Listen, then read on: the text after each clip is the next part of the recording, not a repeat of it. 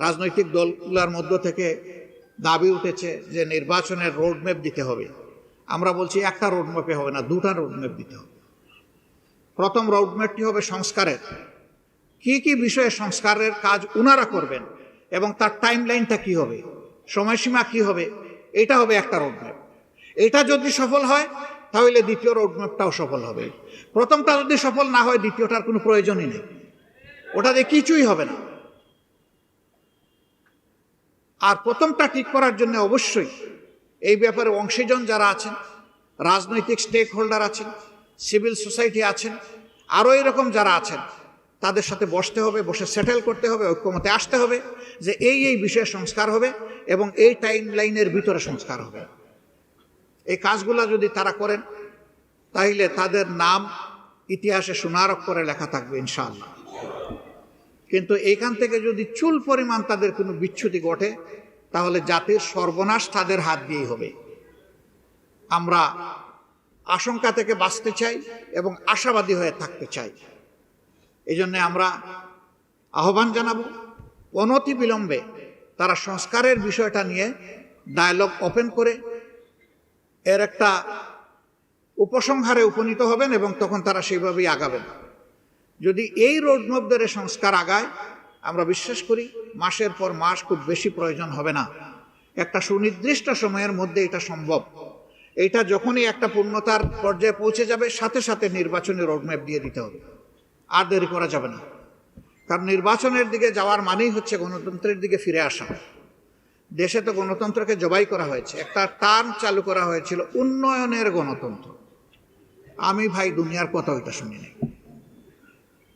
গণতন্ত্র গণতন্ত্রই, উন্নয়ন রাষ্ট্রের দায়িত্ব। এটা কোনো দয়া নয়। নাগরিকদের ট্যাক্সের টাকায় এবং দেশের প্রয়োজনে ঋণ করা টাকায় দুইটাকে সমন্বিত করে জনগণ তার কাঙ্ক্ষিত উন্নয়ন পাবে, এটা জনগণের অধিকার। আমাদের একটা ব্যাড কালচার আছে, জনগণের টাকায় আমরা বিভিন্ন ধরনের স্থাপনা তৈরি করি আর ওখানে আমার বাপের নামটা আমি টানাই দিই।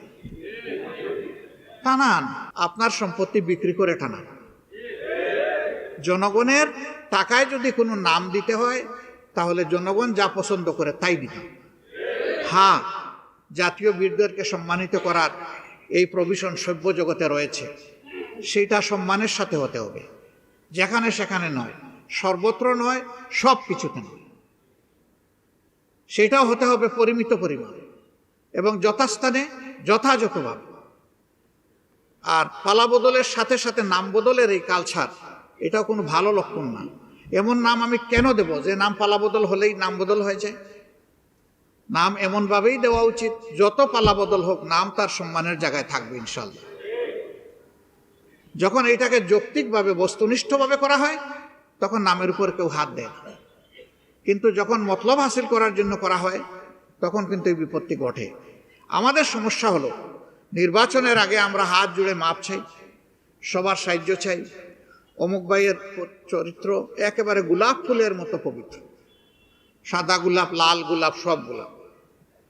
কিন্তু যখনই তিনি জনগণের ম্যান্ডেটটা নিয়ে নিলেন তখন আর তিনি সেবক হলেন না। আবার অনেকে স্লোগানও দেয়, রাজনীতি আমার উত্তম সেবা, সেবাই আমার রাজনীতি, সেবাই আমার ধর্ম। অনেক সুন্দর সুন্দর স্লোগান দেয়। কিন্তু যখনই গেলেন তখনই তিনি আর সেবক থাকেন না, তখন তিনি মালিক হয়ে যান। আর আমরা বেচারারা সবাই হয়ে যাই তাদের প্রজা। প্রজারও একটা মর্যাদা থাকে, ওইটাও পাই না। আধুনিক দাসে তারা আমাদেরকে পরিণত করার চেষ্টা করেন। এই দাসত্বের শৃঙ্খল ভাঙতে হবে। বিগত এই বৈষম্য বিরোধী আন্দোলনে ছাত্র যুবকরা নেতৃত্বের পুরোভাগে ছিল, কিন্তু গোটা জাতি তাদের সাথে ছিল। একজন মা তিনি বলেছেন, কারো দাস হয়ে দেশে বাঁচতে চাই না। আরেকজন মা কুলে 1.5 মাসের শিশু নিয়ে এসেছেন। সাংবাদিক বন্ধু প্রশ্ন করেছে, মা এ কি করলেন আপনি? 1.5 মাসের কচি শিশুকে কুলে নিয়ে এই রাস্তায় নেমে এসেছেন গুলির মুখে। এ মা বলতেছেন, আমার বাচ্চার 1.5 মাস বয়স হয়েছে, কিন্তু যাদের বাচ্চার বয়স হয়েছে 14, 16, 18, 20, তাদের মতো তো আমার একটা বাচ্চা নাই। আমার বাচ্চাকে এই গৌরবজনক ইতিহাস থেকে আমি আলাদা করতে চাই না, বঞ্চিত করতে চাই না। 20 বছরের যুবক যদি গুলি খেয়ে শহীদ হয়, আল্লাহ ইচ্ছা করলে আমার বাচ্চাকেও শহীদ হিসাবে কবুল করবেন।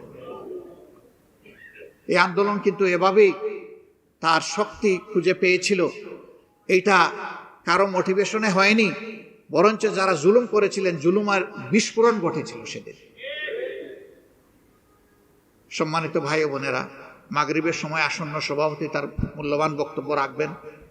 আমি শুধু আপনাদের কাছে অনুরোধ করব, দেশটা আমাদের সবার, আসুন আমরা দেশটাকে সবাই মিলে ঐক্যবদ্ধ হয়ে গড়ে তুলি। আমরা এখানে কোনো বিভাজন চাই না। জাতিকে বিভক্ত করে যারা, তারা জাতির দুশ্মন। জাতিকে ঐক্যবদ্ধ করতে হবে। ঐক্যবদ্ধ জাতির ভিতরে যারা দোষ করবেন, অন্যায় করবেন, অপরাধ করবেন, আইন অনুযায়ী তাদের বিরুদ্ধে প্রতিকার নেওয়া হবে, কিন্তু জাতিকে ঐক্যবদ্ধ রাখতে হবে। অমুক অচ্ছুত, তমুক অচ্ছুত, অমুক এই, তমুক সেই, এই সমস্ত রাজনৈতিক ব্যবসা আর আমরা দেখতে চাই না। এই রাজনৈতিক ব্যবসা চিরতরে বন্ধ হোক, আর একটা ঐক্যবদ্ধ জাতি হাতে হাত ধরে সামনের দিকে এগিয়ে যান।